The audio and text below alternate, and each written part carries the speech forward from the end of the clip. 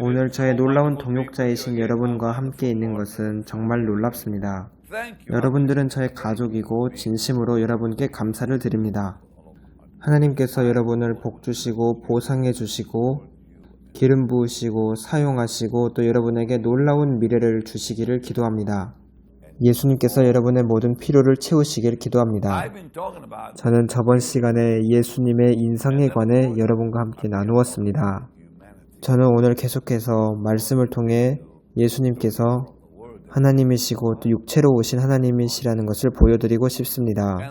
제가 이러한 가르침을 여러분에게 오늘 드리는 것은 2000년 전에 있었던 아주 심각한 이단, 즉 사도 요한이 이 이단에 대해 다루었어야 했었습니다.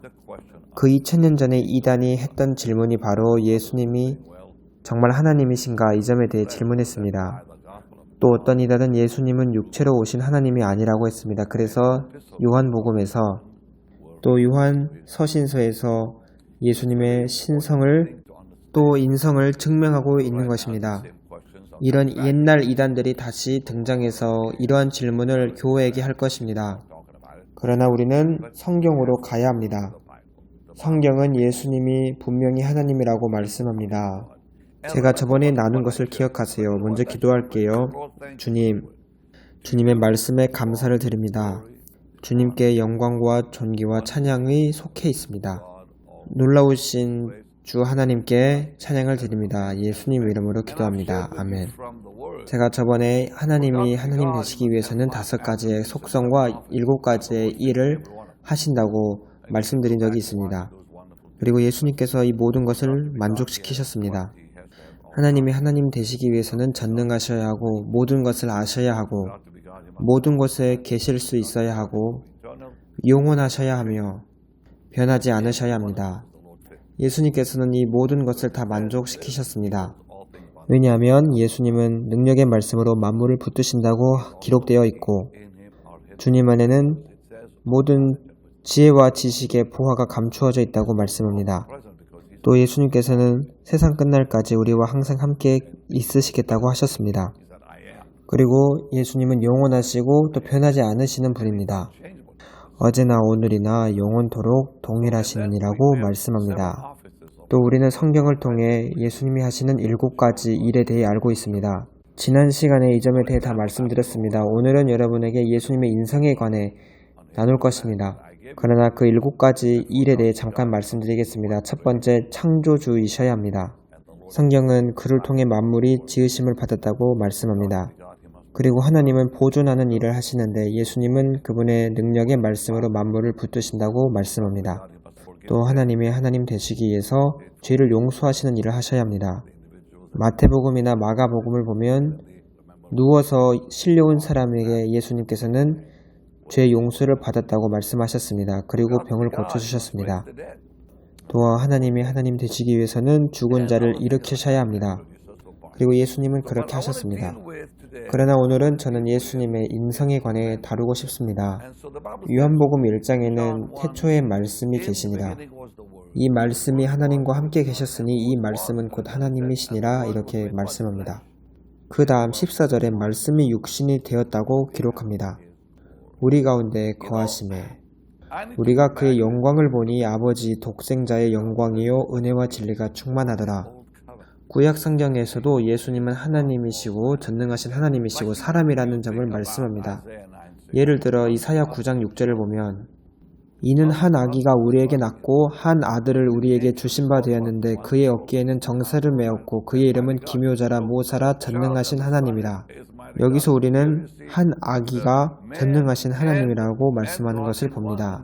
이사야 9장 6절 이 한 구절에 예수님이 하나님이시고 또 사람이시라는 것을 나타냅니다. 또 미가 5장 2절도 마찬가지입니다. 베들레헴 에브라다야 너는 유다 족속 중에 작을지라도 이스라엘을 다스릴 자가 내게로 나올 것이라. 그의 근본은 상고에 영혼에 있느니라. 이 말씀이 의미하는 것은 베들레헴에서 태어난 아기가 바로 전능하신 하나님이라는 것을 의미합니다. 정말로 성경이 예수님에 대해 무엇을 가르치는지 아는 것은 정말 중요합니다. 오늘은 예수님의 인성에 대해 이야기할 겁니다. 이 점에 대해 나누는 것은 정말 중요합니다. 우리가 요한 1세에서 보았듯이 예수님께서 육체로 오신 것을 시인하지 않는 사람마다 적그리스도의 영을 가지고 있는 것이라고 우리는 요한 1세에서 보았습니다. 빌립보서 2장 6절부터 보겠습니다.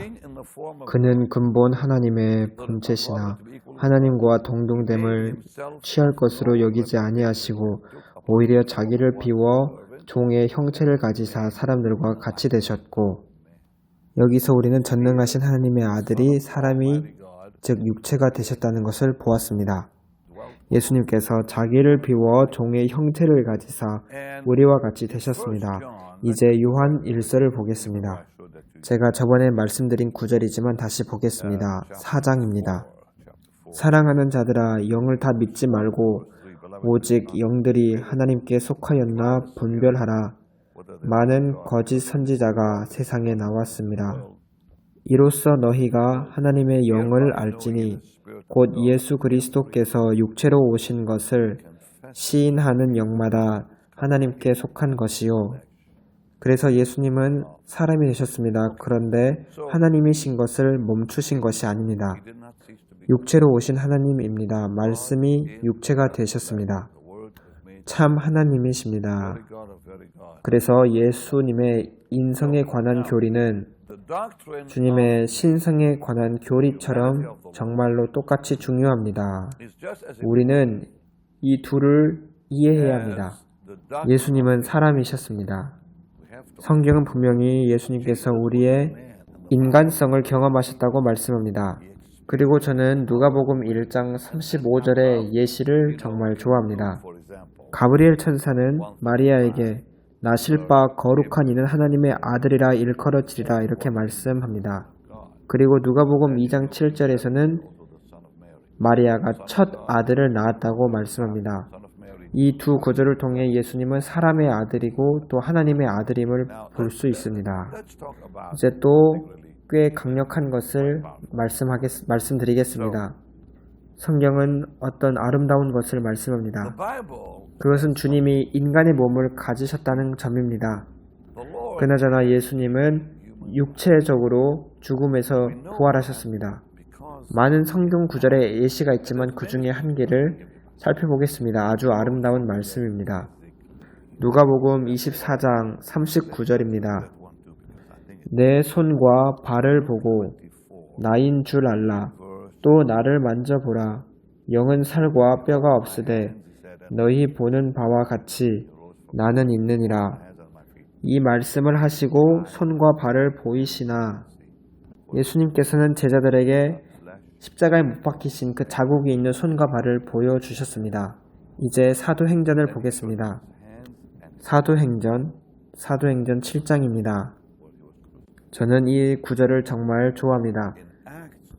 55절부터입니다. 여기서 스데반은 성령으로 충만한 상태에서 하늘을 올려다보고 거기서 하나님의 영광을 보게 됩니다. 그리고 그 하나님 우편에 예수님이 서 계신 것을 봅니다. 55절부터 읽겠습니다. 스데반이 성령 충만하여 하늘을 우러러 주목하여 하나님의 영광과 및 예수께서 하나님 우편에 서신 것을 보고 말하되 보라 하늘이 열리고 인자가 하나님 우편에 서신 것을 보노라 한데, 스데반은 육체로 오신 전능하신 하나님이 하나님 우편에 서 계신 것을 봅니다. 사람들은 예수님이 돌아오실 때 신체적인 그 몸을 가지고 돌아오는지 묻습니다. 네, 절대적으로 그렇습니다. 성경이 그렇게 말씀하기 때문입니다. 마태복음 26장을 보겠습니다. 이 성경 구절들을 받아 적으시길 바랍니다. 만약 다른 사람이 똑같은 질문을 한다면 여러분이 잘 알려주시길 바랍니다. 64절입니다. 예수께서 이르시되 내가 말하였느니라. 그러나 내가 너희에게 이르노니 이후에 인자가 권능의 우편에 앉아있는 것과 하늘 구름을 타고 오는 것을 너희가 보리라 하시니, 여기서 예수님의 이 말씀을 통해 우리는 그분의 하나님 되심과 사람 되심에 대해 알 수 있습니다. 예수님께서 유대인들에게 말씀하시면서 자신의 신성과 인성을 동시에 말씀하셨습니다. 이제 빌립보서 3장을 보겠습니다. 3장 20절 21절입니다. 그러나 우리의 시민권은 하늘에 있는지라 거기로부터 구원하는 자 곧 주 예수 그리스도를 기다리노니 그는 만물을 자기에게 복종하게 하실 수 있는 자의 역사로 우리의 낮은 몸을 자기 영광의 몸의 형체와 같이 변하게 하시리라. 좋습니다. 이제 좀 다른 것들에 대해 다루겠습니다. 주님께서 육체가 되셨을 때 주님께서는 우리의 육체의 한계에 제약을 받으셨습니다. 이 육체의 한계는 그분의 인성에 관해 본질적인 것입니다. 예수님은 우리가 가지고 있는 그 한계와 동일한 한계를 경험하셨고 거기에 제약을 받으셨습니다. 우리의 그 한계를 경험하는 것 없이 어떻게 주님이 진짜 사람이 될 수 있었겠습니까? 어떤 사람은 예수님이 피곤하시고 지친 모습을 보면서 어떻게 이러한 모습을 가진 자가 하나님일 수 있는가 이렇게 의문을 제기합니다. 그 이유는 예수님이 사람이셨기 때문입니다. 예를 들어 요한복음 4장 6절을 보겠습니다. 예수님은 우물가에 피곤하셔서 앉으셨습니다. 그리고 사마리아 여인에게 말을 거셨습니다. 거기 또 야곱의 우물이 있더라. 예수께서 길 가시다가 피곤하여 우물 곁에 그대로 앉으시니 때가 6시쯤 되었더라. 제가 저번에도 말씀드렸듯이 저는 아담과 저를 동일시할 수 없습니다. 왜냐하면 제 생각에는 그는 진정한 우리와 같은 사람이 아니었기 때문입니다. 우리가 정말로 아담이란 사람과 우리를 동일시할 수 있나요? 아닙니다. 왜냐하면 그는 엄마 아빠도 없었고 태어난 것이 아니라 갑자기 등장한 것 뿐입니다. 완전히 자랑 상태에서 나타났습니다. 그는 족보도 없고 역사도 없고 그가 본적을 두는 지파도 없습니다. 이렇게 완전한 지혜를 가지고 완전히 자란 상태에서 나타난 아담과 어떻게 우리를 동일시할 수 있을까요? 우리는 아담이 타락한 후에야 그 아담에게 나타난 한계들을 볼 수가 있습니다. 빌립보서 2장을 보면 예수님은 우리의 형상을 가지셨는데 그것은 정말로 우리와 같이 되셨다는 의미입니다. 예수님도 피곤하셨고 또 시험을 모든 부분에서 받으셨습니다. 우리처럼 말입니다. 이러한 점 때문에 사람들이 또 어려움을 겪는 경우도 있습니다. 하지만 하나님께서는 완전한 진짜 사람이 되셨어야 했었습니다. 그렇게 완전한 사람이 되셔야 갈보리 십자가에서 온전한 제물이 되실 수 있기 때문입니다. 예수님이 침례 받으셨을 때 무엇을 위한 침례였나요? 원래 침례는 죄인을 위한 것이었습니다. 죄 없으신 예수님이 침례 받으신 것은 죄 있는 사람들과 자신을 동일시하기 위해서이셨습니다. 이 때문에 요한은 아닙니다. 죄인인 저가 죄인이 아닌 당신으로부터 세례를 받아야 합니다. 이렇게 말한 이유입니다. 아닙니다. 주님이 저를 침례 베푸셔야 합니다. 하지만 예수님께서는 우리가 이렇게 함으로 모든 의를 이루는 것이 합당하다고 말씀하십니다. 이 의미는 예수님이 우리와 동일시 하시기 위해서 오신 것이기 때문입니다. 이러한 점을 볼 때 저는 아주 놀라운 하나님의 사랑을 느낄 수 있습니다. 빌립보서 2장처럼 예수님은 자기 자신을 낮추셨습니다. 그래서 저와 여러분 같이 되셨습니다. 히브리서에 보면 예수님은 천사의 몸을 취하신 것이 아니라고 합니다. 우리의 형상과 모양을 가지셨습니다. 아브라함과 이삭과 야곱의 자손으로 또 유다의 지파의 자손으로 다윗 왕의 자손으로 오셨습니다. 그리고 중요한 것은 예수님께서는 심지어 십자가에 죽기까지 자신을 낮추셨다는 것입니다. 십자가의 죽음을 가지신 것은 우리의 죄를 담당하신 것을 의미합니다. 그 얼굴에는 사람들이 흠모할 만한 아름다운 것이 없었습니다. 우리의 죄를 담당하셨기 때문입니다. 완전하신 하나님이 완전한 사람이 되셨습니다. 이것은 아주 놀라운 일입니다. 이사야 40장 28절을 보겠습니다. 저는 아까 요한복음 4장 6절에서 예수님이 사람이셨다는 것을 보여주었습니다. 이제 예수님을 전능하신 하나님으로 말씀하는 구절을 보겠습니다. 이사야 40장 28절입니다. 너는 알지 못하였느냐? 듣지 못하였느냐? 영원하신 하나님 여호와 땅끝까지 창조하신 이는 피곤하지 않으시며 곤비하지 않으시며 명철이 한이 없으시며. 하지만 요한복음 4장 6절에서 주님은 피곤하셨다고 말씀합니다. 왜냐하면 완전한 사람이셨기 때문입니다. 하지만 이사야 40장 28절에서 전능하신 하나님은 피곤하지 않으시며 라고 말씀합니다. 여러분 모두 예수님이 배에서 주무신 것을 기억하십니까? 마태복음 8장 24절을 보면 예수님께서 폭풍이 오셨을 때 배에서 주무시고 계셨습니다. 바다에 큰 놀이 일어나 배가 물결에 덮이게 되었을 때 예수께서는 주무시는지라. 하지만 우리가 시편을 보면 하나님은 졸지도 주무시지도 않는다는 말씀을 볼 수 있습니다. 그래서 하나님으로서 예수님은 주무실 필요가 없으십니다. 하지만 사람으로서는 주무실 필요가 있으십니다. 시편 121편 4절에서 5절입니다. 만약에 예수님이 이러한 우리와 같은 한계를 가지고 계시지 않으셨다면 저는 예수님과 저를 사람으로서 동일시할 수가 없었을 겁니다. 우리의 구원자로서 말입니다. 이스라엘을 지키시는 이는 졸지도 아니하시고 주무시지도 아니하시리로다. 하지만 마태복음 8장 24절에서 예수님은 주무셨습니다. 완전한 사람이셨기 때문입니다. 또 예수님은 배고픔을 느끼셨습니다. 제가 예수님과 완전히 동일시할 수 있기 위해서 예수님은 완전한 사람이 되셔서 이 모든 것들을 경험하셨습니다. 마태복음 21장 18절입니다. 이른 아침에 성으로 들어오실 때에 시장하신지라. 또한 예수님은 목마름을 느끼셨습니다. 예수님은 요한복음 19장에서 목마름을 느끼셨습니다. 배고픔만 느끼신 것이 아닙니다. 함께 요한복음 19장 28절을 보도록 하겠습니다. 제가 드리는 모든 아름다운 성경 구절들은 예수님이 완전한 사람이셨다는 것을 보여줍니다. 그 후에 예수께서 모든 일이 이미 이루어진 줄 아시고 성경을 응하게 하려 하사 이르시되 내가 목마르다 하시니. 아주 놀랐습니다. 그리고 예수님은 신체적인 고통도 느끼셨습니다. 사람으로서 느끼셨습니다. 극도의 고통과 괴로움을 느끼셨습니다. 제가 예전에 한 설교 중에서 예수님이 전능하신 하나님이라고 말씀드린 적이 있습니다. 그나저나 누가복음 22장을 함께 보겠습니다. 누가복음 22장 4절을 보겠습니다. 주님께 감사를 드립니다.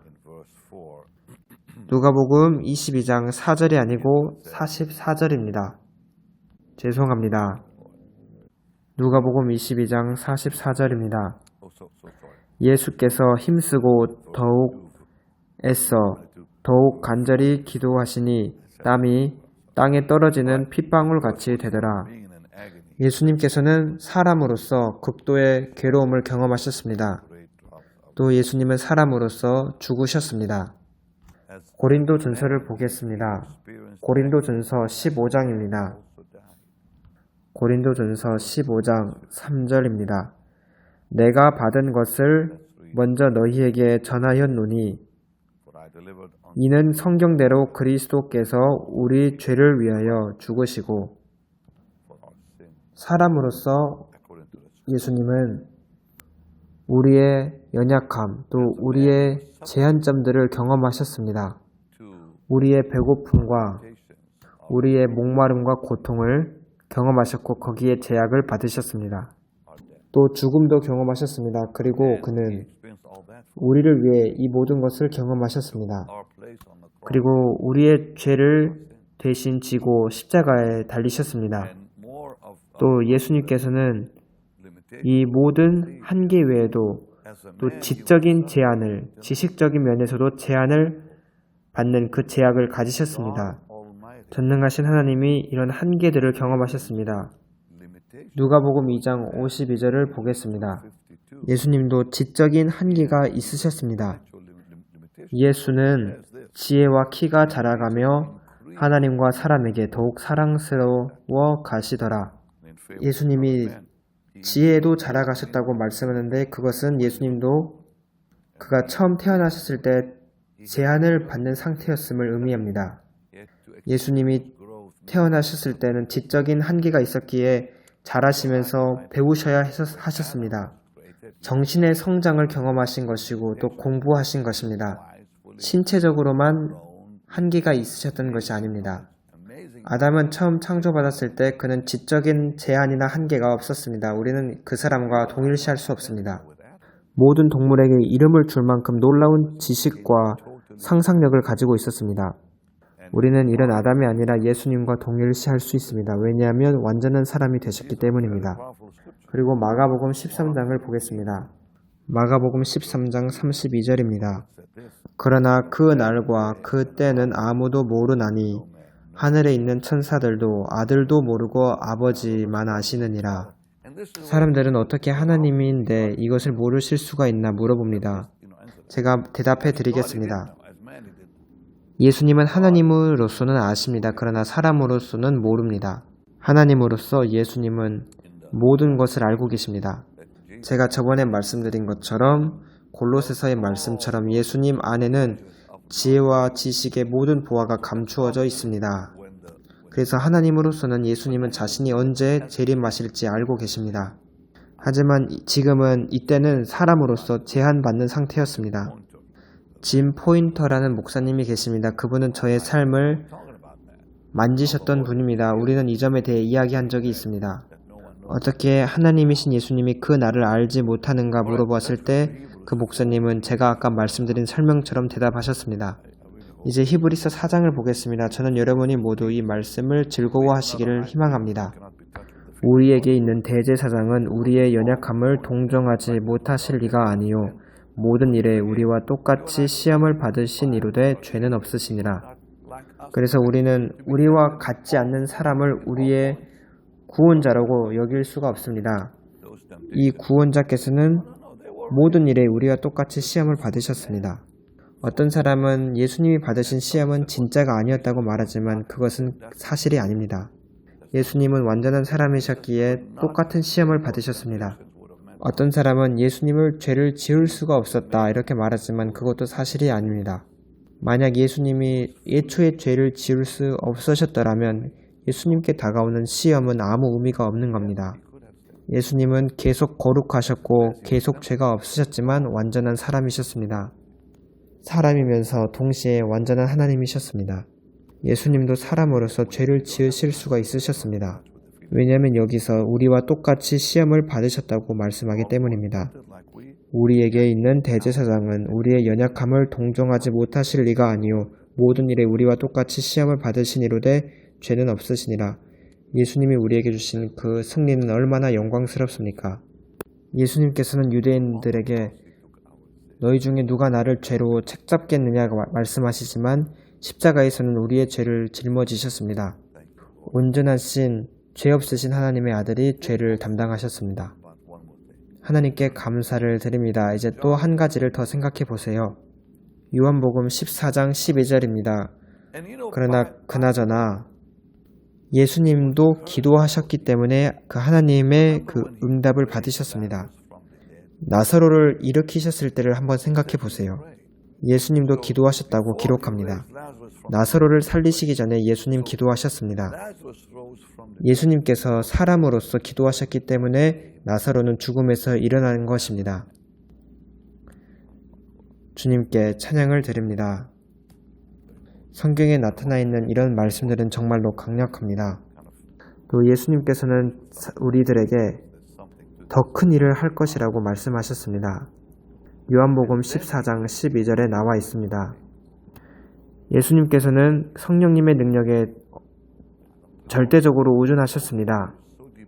예수님께서는 나를 믿는 자는 내가 하는 일을 그도 할 것이요 또한 그보다 더 큰 일도 하리니 라고 하시는데 무엇이 더 큰 일입니까? 죽은 자를 일으키시고 문둥병을 깨끗하게 하셨던 예수님, 폭풍을 잠잠케 하셨던 예수님이 못하셨던 것이 있었습니다. 예수님은 이러한 말을 하실 수가 없으셨습니다. 즉, 나의 피가 나를 위해 무엇을 행하였는지 알아보라. 왜냐하면 예수님의 피는 자기 자신이 아니라 저와 여러분을 위해 흘리셨기 때문입니다. 예수님은 이렇게 말하실 수가 없었습니다. 나는 은혜로 구원받은 죄인이다. 나를 봐라. 또 예수님께서는 나는 잃었던 생명을 찾았고 광명을 얻었다. 이런 말을 하실 수 없으셨습니다. 왜냐하면 예수님은 우리를 위해 죽으신 것이기 때문입니다. 예수님은 죄 없으신 하나님의 거룩하신 어린 양입니다. 그리고 저는 이것이 바로 예수님이 하실 수 있는 일보다 더 큰 일이라고 생각합니다. 여러분은 질문해 보셔야 합니다. 죽은 자를 일으키는 것보다 더 큰 일이 무엇인가? 파도를 잠잠하게 하는 것보다 더 큰 것이 무엇인가? 하지만 한 가지 있습니다. 그것은 구원입니다. 우리가 구원의 증인이 된다는 것은 더 큰 일입니다. 우리는 세상을 향해 예수님이 할 수 없었던 말을 할 수 있습니다. 나는 한때 죄인이었고 한때 눈멀어섰지만 지금은 잃어버렸던 생명을 찾았고 광명을 얻었습니다. 예수님께서는 그분의 증인이 될 수 있는 특권을 우리에게 주셨습니다. 주님 찬양을 드립니다. 주님께 모든 영광과 존귀와 찬양을 드립니다. 놀라운 예수님께 모든 찬양을 드립니다. 예수님 이름으로 기도합니다. 아멘. 주님 또한 이들을 주님의 지식과 계시와 주님의 말씀으로 축복해 주옵소서. 이들을 말씀 안에 강하게 세우시고 말씀이 그들 안에 강하게 서게 하소서. 삶의 모든 필요를 채우소서. 예수님 이름으로 기도합니다. 오늘 제가 이 놀라운 진리에 대해 이야기할 때 정말로 기름 부음을 느꼈습니다. 이제 하나님께 드릴 시간입니다. 주님의 일에 심으시라고 여러분에게 요청합니다. 저는 이러한 말을 함으로써 여러분에게 사과하지 않습니다. 왜냐하면 이것은 주님을 위한 것이기 때문입니다. 우리는 이 사랑과 구원의 말씀을 가지고 전 세계에 나갈 수 있습니다. 얼마나 세상이 주님의 사랑이 필요한가요? 세상이 얼마나 오늘 주님의 복음이 필요한가요? 제가 복음을 계속 전하도록 도와주시기를 요청합니다. 그리고 조금 있으면 저는 곧 이탈리아로 가서 복음을 전하게 되고 로마에 가게 됩니다. 그 다음에 그리고 포르투갈 리스본으로 갑니다. 그리고 12월에는 아프리카를 갑니다. 그리고 1월 달에는 다시 아프리카 케냐로 갑니다. 그 다음에 브라질로 갑니다. 그래서 점점 바빠지고 있습니다. 제가 계속 전 세계로 나가 복음을 전할 수 있도록 도와주시길 바랍니다. 하지만 저는 이렇게 화면을 통해 여러분을 찾아뵐 것입니다. 제가 전 세계에 순회를 하지만 또 저는 여러분들과 함께 화면으로 만나실 수 있습니다. 여러분들의 기도뿐 아니라 또 재정의 도움이 필요합니다. 땅끝까지 복음을 전하도록 도와주세요. 그들은 말하기를 케냐에서는 100만 명이 모일 것이라고 합니다. 저는 이 나이가 돼서 이렇게 말할 수도 있습니다. 나는 지금까지 복음을 많이 전했고 전 세계에서 집회를 했습니다. 저는 할 일을 다 했습니다. 하지만 주님은 저에게 아니다. 계속 복음을 전하라고 하십니다. 주님께서 저에게 또 다른 시즌을 주셨습니다. 하지만 이 시즌은 그렇게 오래가지 않을 것이라고 생각합니다. 왜냐하면 저도 나이가 있기 때문입니다. 하지만 저는 여전히 강합니다. 우리 함께 복음을 전하는 일에 참여하십시다. 함께 하십시다. 그리고 여러분이 주님께 드릴 때 주님은 여러분을 재정적으로 축복하십니다. 구원의 복음을 전하는 데 있어서 또 병든 자에게 치료를 가져다 주고 또 눌린 자를 자유롭게 하는 이 하나님의 일에 여러분이 재정으로 심을 때 하나님은 재정적으로 여러분을 복주십니다. 말씀에서도 우리가 심으면 거두고 주면 받는다고 하셨습니다. 우리는 심는 것 그 이상으로 받습니다. 우리는 손으로 드리지만 받는 것은 품으로 받습니다. 누가복음 6장 38절을 보면 우리 품에 안겨준다 하셨습니다. 여러분의 손에 있는 씨앗을 하나님이 복주셔서 그 수확을 우리가 품으로 거둘 수 있게 하십니다. 여러분들이 이것을 믿기를 저는 원합니다. 이것은 하나님의 귀한 말씀이고 복된 말씀이기 때문입니다. 어떤 사람은 조직에 주고 또 다른 곳에 준다고 생각하지만 우리는 하나님께 드립니다. 우리는 드리며 주님 여기 저의 씨앗이 있습니다. 이것을 주님께 드립니다. 이렇게 고백하고 우리는 주님을 신뢰합니다. 그리고 우리는 기뻐합니다. 여러분은 화면에 뜨시는 베닌 홈페이지에 가셔서 심으실 수 있고 미국에 계신 분은 BHM 45777로 문자를 주시면 됩니다. 다음 시간에는 또 흥미로운 말씀을 가르치겠습니다. 여러분께 많은 사랑을 드립니다. 저의 놀라운 가족이 되어 주셔서 감사하고 주님이 여러분의 필요를 채우시길 기도합니다. 많은 사랑을 드립니다. 감사합니다.